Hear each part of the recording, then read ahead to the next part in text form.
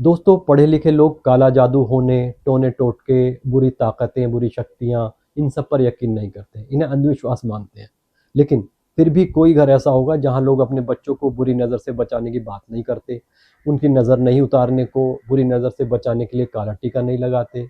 अब काला जादू, बुरी ताकतें हैं या नहीं है, ये तो बहस का एक मुद्दा हो सकता है। लेकिन ये भी कहा जाता है कि ज़रूरी नहीं है कि जो दिखता है, वो होता भी नहीं है। अजय देवगन की नई फ़िल्म शैतान इसी काले जादू के ऊपर बेस्ड है, जो एक हँसते-खेलते परिवार की ज़िंदगी में भूचाल ला देता है।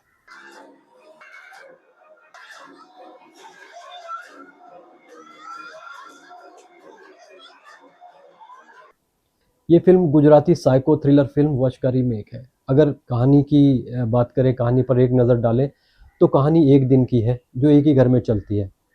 अजय देवगन और उसके हँसते-खेलते परिवार की है, जो अपनी पत्नी ज्योतिका, बेटी जाह्नवी और बेटे ध्रुव के साथ फार्म हाउस पर छुट्टियाँ बिताने जाता है। उनके गेट पर एक अनजान शख्स दस्तक देता है, कहता है कि उसके फ़ोन की बैटरी खत्म हो चुकी है, बस 15 मिनट फ़ोन चार्ज करके अपने रास्ते चला जाएगा। उनका बैटरी पंप ऑफ कर गया। 10-15 मिनट का सवाल है, वो चार्ज होते ही मैं चला जाऊंगा। आप बैठिए, मैं चार्जर लेकर आता हूं। लेकिन अपना नाम वनराज बताने वाला ये शख्स कहीं नहीं जाता। I think you should leave now. आप शायद समझे नहीं, मैं नहीं जाने वाला।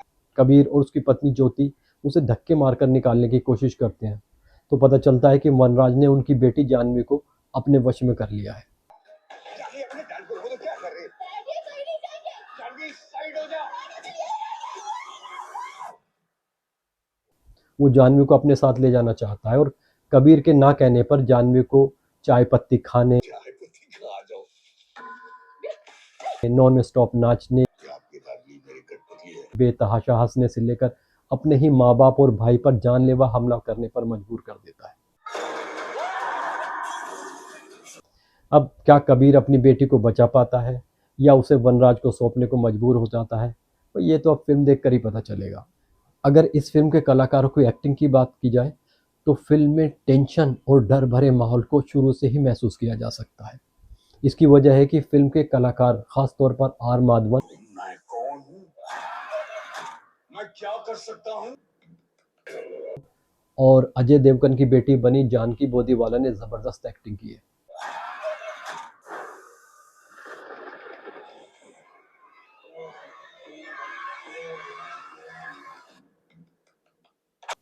आर माधवन ने दिखा दिया है कि वो कितने बेहतरीन एक्टर हैं। अजय देवगन और ज्योतिका ने एक बेबस माँ बाप की लाचारी को अपनी आंखों से बखूबी दर्शाया है। जोर से, बस वो। क्या किया तुमने मेरी बेटी के साथ?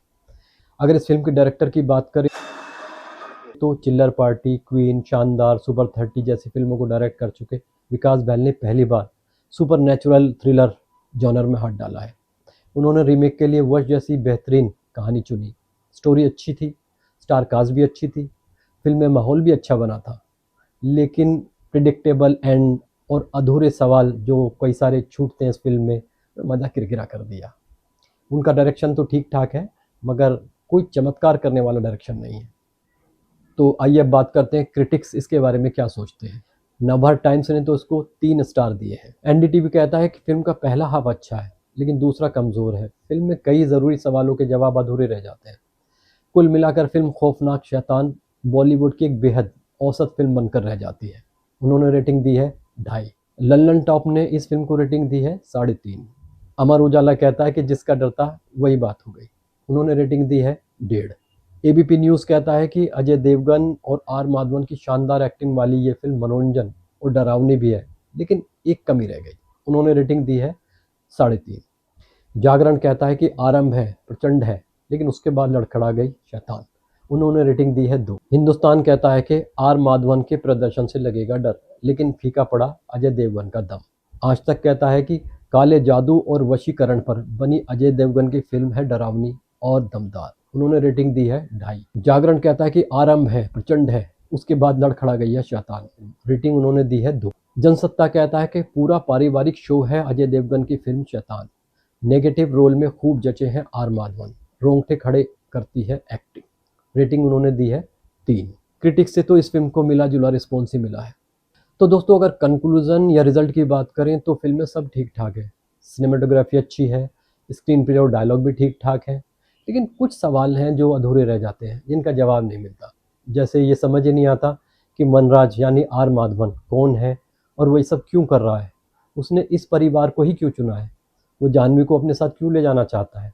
अपने वश में करने के बाद जानवी को ले जाने के लिए उसे कबीर और ज्योति की इजाज़त की क्या ज़रूरत है। वनराज ने इससे पहले 107 लड़कियों को अपने कब्जे में किया हुआ है। क्या सभी के पेरेंट्स से उसने इजाज़त ली थी उनको ले जाने से पहले?